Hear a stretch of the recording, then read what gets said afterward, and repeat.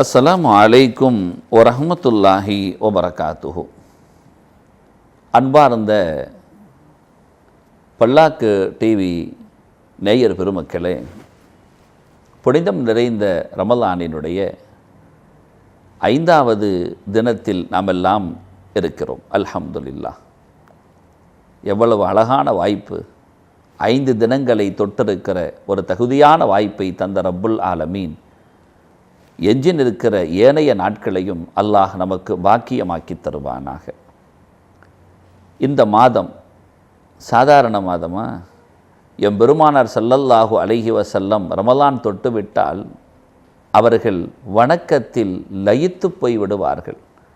இதையெல்லாம் வணக்கமாக செய்திருக்கிறார்கள் தெரியுமா? கான அஜ்வதுன் நாஸ் என்று ஹதீஸில் இப்படி ஒரு வார்த்தை பதியப்படும். ரமலான் தொட்டு விடுமேயானால் அவர்கள் திருமறை குர்ஆனின் தொடர்போடும் வாரி வழங்கக்கூடிய கரமோடும் அமைவார்கள் என்ற தகவல்களை எல்லாம் பார்க்க முடியும். இறைமறை குர்ஆன் மிக தெளிவோடு ஒரு வார்த்தை சொல்லி காட்டும். இந்த மாதம் நாம் பசியை உணர்கிற மாதம்.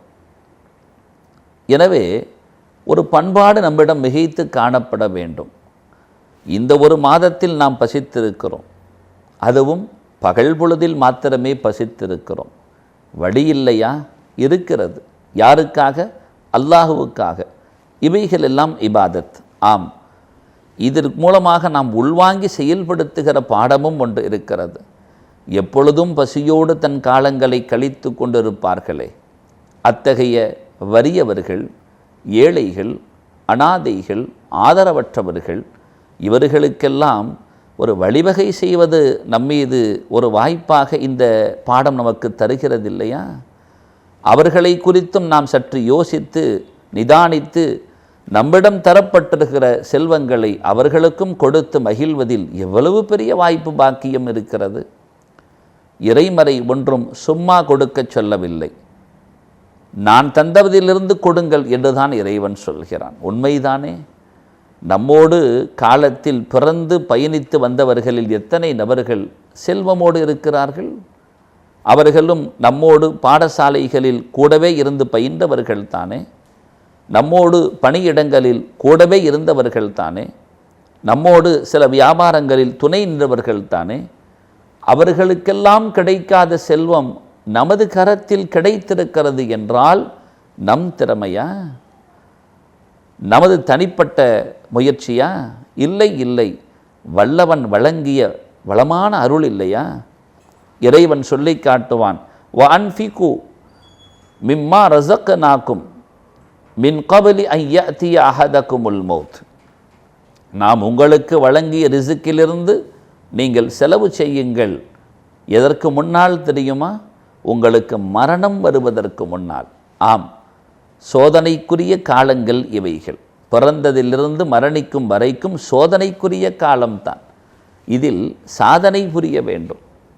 இந்த சோதனைக்குரிய காலத்தில் வெறுமனே என்ஜாய், சுகம் அனுபவித்தல், அப்படியே நாம் எல்லா ஆனந்தத்தையும் உள்வாங்கிக் கொள்வோம் என்று கடந்து சென்று விட முடியும் என்று நினைக்கிறீர்களா? உங்களுக்கான கேள்வி நாளை மறுமையில் இருக்கிறதே. எனவே தான் அல்லாஹ் சொல்கிறான், மரணம் என்பது உங்களுக்கான சோதனையின் முடிவு. அதில் நீங்கள் வெற்றி பெற்று விட்டால் உங்களுக்கான விடிவு அங்கிருந்து துவங்கி விடுகிறது. எனவே மரணம் வருவதற்கு முன்னால் நீங்கள் கொடுத்து விடுங்கள். ஃபயகூல ரப்பி. இந்த மரணம் தொடுகிற பொழுது தன்னிடத்தில் வசதி வாய்ப்புகள் இருந்தும் வழங்காது சேமித்து வைத்தவன் சொல்வானாம், லவ்லா அஹ்ஹர்தனி இலா அஜலின் கரீபின்.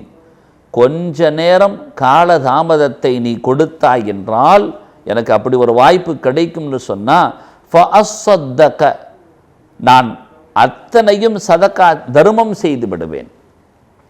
சொல்லுவானா, மரணம் வருகிற பொழுது, சக்கராத்து வருகிற பொழுது, உயிர் கைப்பற்றப்படுகிற நேரத்தில் நான் கொடுத்து விடுவேனே என்பானாம். அப்படியானால் அவனுக்கு காட்சிப்படுத்தப்படுகிறது என்று அர்த்தம். எதை? இறைவனுக்காக வழங்கியவர்கள் பெறுகிற பெரும் பாடம் காட்சிப்படுத்தப்படுகிறது. அல்லது சேமித்து வைத்தவர்களெல்லாம் மிக கொடூரங்களாக காட்சிப்படுத்தப்படுகிறது என்றல்லவா அறுத்தப்பட்டு போய்விடுகிறது. ஃபஅஸ்ஸத்தக், நான் அத்தனையும் தர்மம் செய்து விடுவேன். அது மாத்திரமல்ல, அந்த தர்மம் செய்தால் எத்தகைய நற்பாக்கியம் கிடைக்கும் தெரியுமா? சாலிஹீன்கள் என்ற நல்லோர்களோடு சங்கமிக்கிற அந்த பாக்கியம் கிடைக்குமே. ஆம், இங்கே அவன் எந்த வார்த்தையை சொல்கிறான் பாருங்கள். இறைவன் சொல்லி காட்டுகிறான் அவன் உதிர்த்த வார்த்தையை. வ அக்கும் மினஸ் சாலிஹீன், நான் சாலிஹீன்களில் நின்றும் ஆகிவிடுவேனே என்று அவன் சிலாகித்து சொல்வானாம். வாய்ப்பெல்லாம் இருந்த பொழுது சரியாக பயன்படுத்தி கொள்ளாமல் அவனுடைய இறுதி நேரம் நெருங்குகிற பொழுது இந்த வார்த்தை எவ்வளவு தூரம் அவனுக்கு அவன் அவன் விட்டா செஞ்சிருவானா? இன்னொரு இடத்துல அல்லாஹ் சொல்லுவான், இல்லை அப்படியெல்லாம் இல்லை, கல்லா இன்னஹா கலிமத்துன் ஹுவ காயிலுஹா, வெற்றி வார்த்தைம்பானா அல்லாஹ் சொல்கிறான். கொஞ்ச நேரம் விட்டா நான் அப்படி பண்ணிடுவேன் இப்படி பண்ணிடுவேன்னு. கிடைத்த சந்தர்ப்பத்தை அல்லவா பயன்படுத்த வேண்டும். நபிகள் பெருமானார் ஸல்லல்லாஹு அலைஹி வஸல்லம் மிகச்சிறந்த முன்மாதிரி. கான அஜ்வதன் நாஸ், ரமதான் வந்துட்டுன்னா மக்கள்லையே அதிகமாக கொடை கொடுக்குறவங்களாக ஆயிடுறாங்க ஸல்லல்லாஹு அலைஹி வஸல்லம் என்பதை நம்மால் பார்க்க முடிகிறது.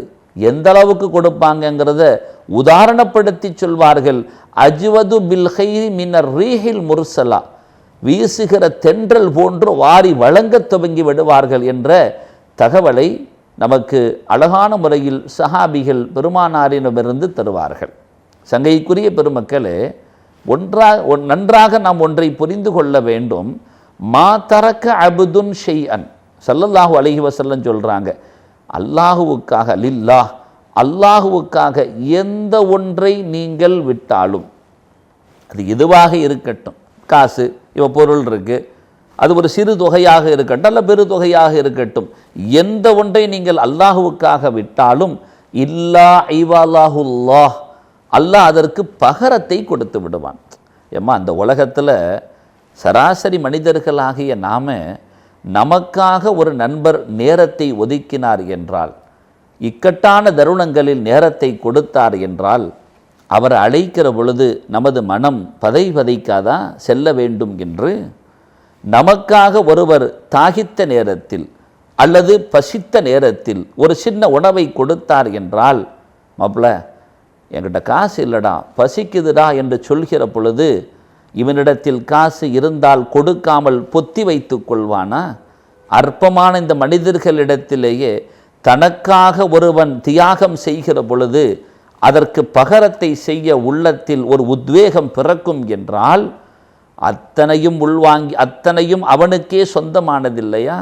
அவனுக்காக நாம் எந்த ஒன்றை விட்டாலும் அவன் அதற்கான பகரத்தை தராமல் இருப்பானா என்று சின்ன அறிவு இருந்தால் கூட சிந்தித்து உணர்ந்து கொள்ள முடியும். ஆம், அப்படி செய்கிறான் அல்லாஹு தஆலா ஃபீ தீனிஹி வ துன்யாஹு. அது உலக காரியத்தில் ஆனாலும் சரி, மார்க்க காரியத்தினாலும் சரி, ஒரு வணக்க வழிபாடு செய்கிறார், அவனுக்காக இரவு விழிக்கிறார், அவனுக்காக அல்லாஹு தஆலா எவ்வளவு சிறந்த பகரத்தை தருவான் என்பதை நாம் புரிந்து கொள்ள வேண்டும். அடுத்த அமர்வில் சந்திப்போம். அஸ்ஸலாமு அலைக்கும் வரஹ்மத்துல்லாஹி வபரகாத்துஹு.